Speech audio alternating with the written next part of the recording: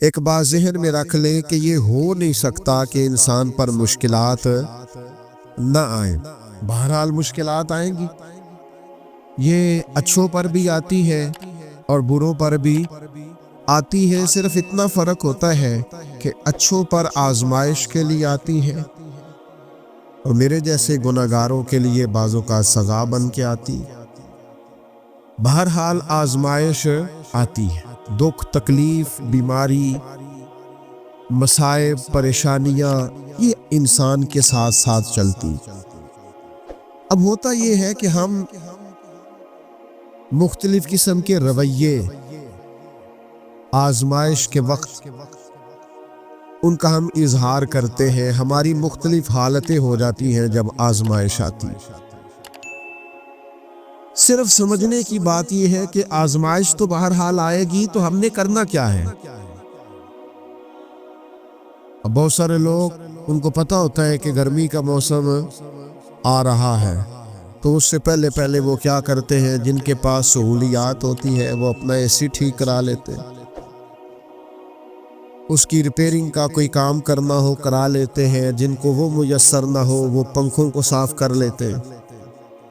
کچھ لوگ سمجھتے ہیں کہ میرے پاس لباس سارا موٹا ہے تو میں باریک موسم کے مطابق لباس خرید لوں، بنوا لوں۔ سردی کا موسم آتا ہے تو ہم نے دیہاتوں میں دیکھا تھا کہ ہماری مائیں پرانی رضائیاں بھی نئے سرے سے تیار کرا لیتی تھی، ان کی تیاری کرا لی جاتی تھی، تو پتہ ہوتا ہے کہ یہ موسم بہرحال آنا ہے۔ پھر حکومتیں بھی کچھ تدابیر کرتی ہیں، کچھ ویکسینیشنز ہوتی ہیں کہ یہ اس مرض کا اس موسم میں پھیلنے کا خطرہ ہے، تو کیا کیا جائے؟ تو کیا یہ جائے کہ اس موسم کے لیے اس بیماری کے پھیلنے کا خدشہ ہے تو اس کی یہ ویکسینیشن ہے، یہ وقت پر کرا لی جائے تاکہ انسان جب وہ بیماری آئے تو آنے سے پہلے اس کے پاس تدابیر موجود ہو۔ آزمائش تو آئے گی، کرنا کیا ہے؟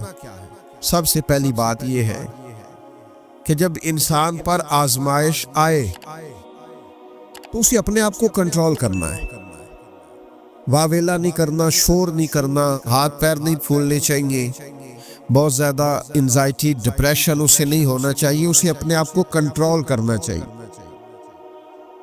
باقی جو لوگ مدد کے لیے آئیں گے وہ بعد میں پہنچیں گے۔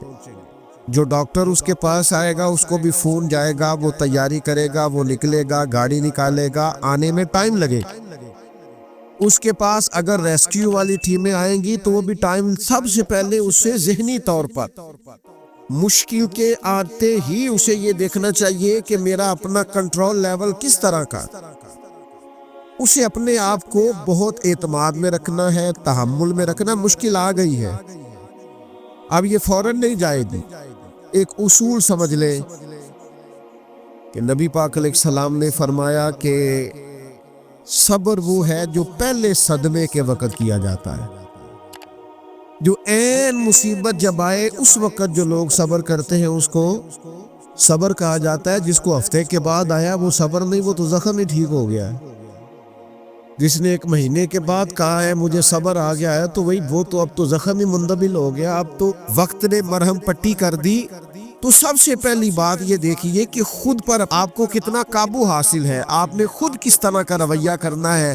آپ بالکل پریشان ہو رہے ہیں، آزمائش میں آ رہے ہیں، ہاتھ پیر پھول رہے ہیں، تو اس سے آپ اور زیادہ پریشان ہو جائیں گے۔